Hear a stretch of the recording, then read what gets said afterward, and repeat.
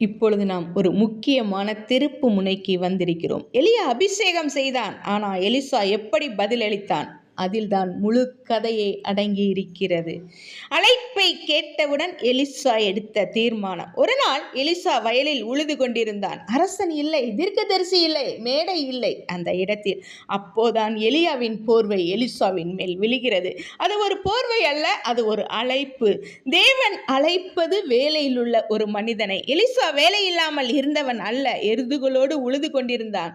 தேவன் காலி மனிதனை, வேலை இல்லாமல் சும்மா இருந்த மனிதனை தேடவில்லை, உண்மையாய் உழைக்கும் மனிதனை தேடுகிறார். அழைப்பிற்கு பின் தாமதமில்லை.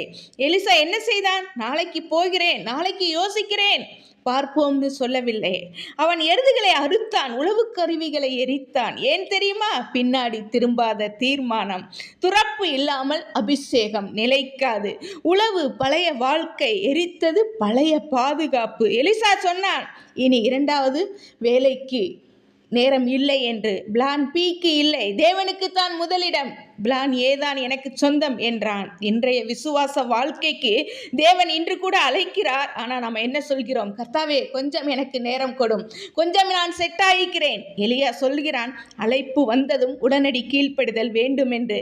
தேவன் அழைப்பை மதித்தவன் தன் வசதியை துறப்பான். கர்த்தாவே, நான் பிடித்து கொண்டிருக்கும் எருதுகளையும் உழவு கருவிகளையும் விட எனக்கு துணிவு கொடும் என்று சொல்லி தேவனை நோக்கி நாம் வேண்டுவோமா? கர்த்தர் தாமே உங்களை ஆசீர்வதிப்பாராக. ஆமேன்.